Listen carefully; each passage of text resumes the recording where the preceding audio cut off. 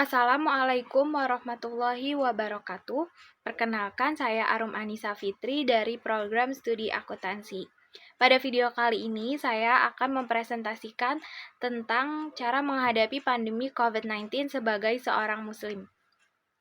Maksud dan tujuan saya pada presentasi kali ini adalah untuk memenuhi tugas besar 2 pada mata kuliah Agama Islam dengan dosen pengampu Bapak Sumardi MPD. Kita semua tahu bahwa wabah pandemi COVID-19 telah melanda seluruh negeri di belahan dunia, termasuk Indonesia. COVID-19 merupakan penyakit menular yang menyerang sistem pernafasan seperti hidung, tenggorokan, dan paru-paru. Virus ini bermula dari negara Cina, tepatnya di daerah Wuhan, pada bulan Desember akhir tahun 2019. Salah satu cara yang efektif untuk memutus penyebaran virus ini adalah dengan melakukan pembatasan interaksi masyarakat atau yang lebih dikenal dengan istilah physical distancing. Kalangan umat beragama, termasuk umat Islam, memiliki cara pandang yang beragam terkait dengan pandemi ini. Ada sebagian kalangan yang memaknai bahwa pandemi COVID ini hakikatnya adalah sebagai bentuk koreksi besar atas kesalahan umat manusia dalam merawat lingkungan dan ekosistem. Kemudian muncul ketidakseimbangan, lalu lahirlah pandemi ini. Sementara sebagian lainnya berpandangan bahwa pandemi ini merupakan bentuk anugerah atau kasih sayang Allah, karena dengan pandemi ini banyak terdapat sisi positif yang kita rasakan. Oleh karena itu, pada presentasi kali ini kita akan membahas tentang 1. Pengaruh pandemi dalam pelaksanaan ibadah dan aktivitas keagamaan seorang muslim, dan 2. Sikap seorang muslim dalam menghadapi pandemi COVID-19. Pembahasan yang pertama yaitu pengaruh pandemi dalam pelaksanaan ibadah dan aktivitas keagamaan seorang muslim. Pandemi COVID-19 telah melanda bumi ini selama 3 tahun, sehingga banyak aktivitas terhenti dengan batasan-batasan. Hal ini menjadi ujian bagi seluruh makhluk di muka bumi. Berikut beberapa sikap seorang muslim dalam menghadapi pandemi. Yang pertama, ada ikhtiar dan tawakal. Ikhtiar itu berasal dari bahasa Arab yang berarti berusaha, sedangkan tawakal juga berasal dari bahasa Arab yang artinya berserah atau bersabar. Dalam menghadapi pandemi COVID-19, masyarakat memang harus bertawakal atau berserah diri kepada Allah. Namun masyarakat juga penting untuk melakukan ikhtiar sebelum berserah diri. Tidak ada tawakal yang tidak didahului ikhtiar, demikian kata Menteri Agama Yakut Khalil Qoumas. Berbagai kebijakan pemerintah terkait pengendalian COVID-19, termasuk kebijakan PPKM level 1, level 2, 3, hingga 4 merupakan bentuk dari ikhtiar dalam mengurangi dan melawan penyebaran virus COVID-19. Maka dari itu, selama pandemi berlangsung, pemerintah selalu mengimbau masyarakat Indonesia untuk bersama saling mendukung dalam penanganan serta penanggulangan pandemi COVID-19 demi keselamatan bersama setelah berikhtiar. Maka tugas seorang muslim ketika menghadapi ujian apapun, termasuk menghadapi pandemi COVID-19, adalah dengan bertawakal, karena tawakal adalah prinsip utama dalam Islam. Seperti dalam firman Allah dalam surah Al-Maidah ayat 23. Wa 'alallahi fatawakkalu in kuntum mu'minin. Yang artinya, dan hanya kepada Allah lah kalian bertawakal jika kalian benar-benar orang yang beriman. Selanjutnya, sikap yang kedua adalah menjaga hak Allah. Dalam hadis riwayat Tirmizi, Rasulullah Shallallahu Alaihi Wasallam bersabda, "Jagalah Allah, niscaya engkau akan mendapatinya di hadapanmu." Maksudnya adalah siapa yang menjaga aturan Allah dan memperhatikan haknya, ia akan mendapati Allah dalam setiap keadaan. Dimanapun, kapanpun, Allah akan memberi dan menjaga dan memberikan taufik hidayah kepadanya. Sebagaimana dalam surah An-Nahl ayat 128. Innallaha ma'al ladzina taqu wal ladzina hum muhsinun. Sesungguhnya Allah bersama orang-orang yang bertakwa dan orang-orang yang berbuat kebaikan.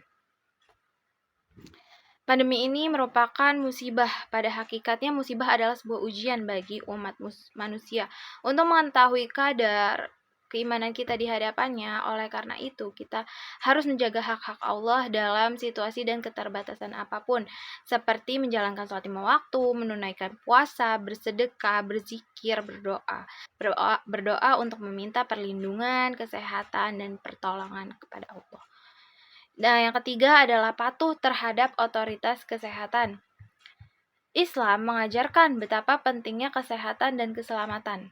Seorang muslim diharapkan untuk patuh dan tunduk kepada apa yang telah ditetapkan. Contohnya adalah melaksanakan social distancing atau menjaga jarak. Selain itu, pemerintah juga menerapkan sistem lockdown, penutupan akses di sebuah area, baik itu akses masuk maupun akses keluar.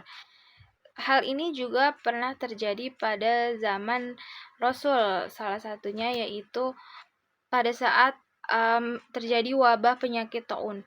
Penyakit taun ini adalah penyakit menular yang disebabkan oleh bakteri yang berasal dari hewan, kemudian berpindah ke manusia. Kasus ini dicatat oleh Imam Bukhari dalam kitab Sahihnya, yaitu Nabi Muhammad SAW bersabda, "Jika kalian mendengar adanya taun di suatu daerah, maka janganlah memasuki daerah tersebut. Dan ketika kalian berada di dalamnya, maka janganlah keluar dari daerah tersebut." Hadis riwayat Bukhari dan Muslim. Yang keempat adalah kepedulian terhadap sesama. Islam mengajarkan nilai-nilai kepedulian dan empati terhadap sesama. Dalam Quran Surat Al-Maidah ayat 2, Allah Subhanahu wa taala berfirman, Bismillahirrahmanirrahim, wa ta'awalu 'alal birri wat taqwa wa la ta'awanu 'alal ismi wal 'udwan wattaqullaha innallaha syadidul 'iqab. Artinya, dan tolong menolonglah kamu dalam mengerjakan kebajikan dan takwa, dan jangan tolong menolong dalam berbuat dosa dan pelanggaran, dan bertakwalah kamu kepada Allah. Sesungguhnya Allah amat berat siksanya.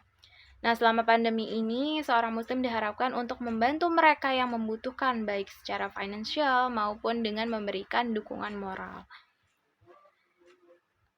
Lalu pembahasan kedua adalah pengaruh pandemi dalam pelaksanaan ibadah dan aktivitas keagamaan seorang muslim.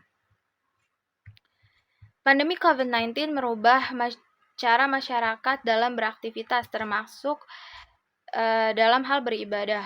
Bagi umat muslim saat pandemi mulai terbiasa dengan saf jamaah sholat yang berjarak minimal 1 meter. Dalam surat At-Taghabun ayat 19 yang artinya, maka bertakwalah kamu kepada Allah menurut kesanggupanmu dan dengarlah serta taatlah dan nafkahkanlah nafkah yang baik untuk dirimu.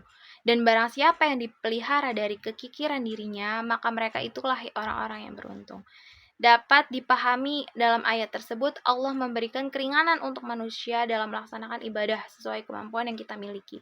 Seperti halnya di masa pandemi, jika kita merasa yakin dari virus, kita bisa sholat di masjid. Namun, jika kita merasa khawatir atau sedang tidak enak badan, boleh sholat di rumah masing-masing karena adanya uzur syar'i. Hal ini pernah terjadi nih di zaman Nabi Muhammad saat mendapati hujan yang lebat membuat para jamaah terhalang untuk melangsungkan sholat isya di masjid. Kondisi itu akhirnya membuat Nabi Muhammad meminta jamaahnya agar melangsungkan sholat di rumah saja. Maka ketika azan, diubah redaksinya dari kalimat asli yang menyatakan hayya 'alas shalah, mari melaksanakan sholat, menjadi shollu fi buyutikum, sholatlah kalian di rumah masing-masing. Hal ini mengisyaratkan bahwa hanya karena hujan lebat saja Nabi Muhammad bisa menolerir tidak beribadah di masjid, apalagi jika disebabkan oleh pandemi COVID-19 yang secara jelas dapat mengancam nyawa. Dalam kondisi wabah, umat Islam diperbolehkan untuk beribadah di rumah karena menyadari pentingnya di masjid. Bukan saja ibadah sunnah, sholat wajib pun dilakukan di rumah dengan niat menjalankan sholat di saat wabah. Demikian pula metode dakwah atau pengajian yang awal dari tatap muka di majelis taklim, kini berpindah ke rumah melalui sarana teleconference atau video conference seperti Zoom, Google Meet, dan sebagainya. Nah, dari pembahasan kita barusan, dapat disimpulkan bahwa dalam sejarah manusia tercatat banyak wabah besar atau pandemi yang telah melanda orang-orang terdahulu. Salah satunya ada pada zaman Rasulullah. Oleh karena itu, sikap umat muslim dalam menghadapi pandemi harus senantiasa ikhtiar dan tawakal, mematuhi protokol kesehatan, berbuat baik dan tolong-menolong kepada sesama, dan tetap menjalankan ibadah dengan batasan-batasan yang ada yang dicontohkan oleh Rasulullah SAW. Pandemi COVID kemudian menghancurkan segalanya nih, mulai dari ekonomi, industri, hingga pariwisata. Tapi hikmah dari wabah COVID ini adalah menguatkan ketahanan keluarga dan kekuatan ibadah dari rumah. Selalu ada hikmah di balik setiap peristiwa. Boleh jadi kita tidak menyukai sesuatu padahal itu yang terbaik untuk kita. Allah Maha mengetahui sedangkan kita tidak mengetahui. Nah, saran saya dalam menghadapi pandemi COVID-19 ini diperlukan kontribusi seluruh elemen masyarakat. Sebaiknya seluruh umat beragama, pemerintah, dan para tokoh agama saling bantu-membantu untuk memutus penyebaran rantai COVID-19 dan membantu saudara kita yang sedang kesusahan. Selain itu, karena selama pandemi segala aktivitas dan urusan dunia hampir terhenti, sebagai seorang muslim seharusnya kita bisa memanfaatkan momentum ini untuk lebih mawas diri dan mendekatkan diri kepada Allah Subhanahu wa taala. Demikian presentasi saya kali ini, semoga bermanfaat bagi kita semua. Lebih kurangnya mohon maaf. Wassalamualaikum warahmatullahi wabarakatuh.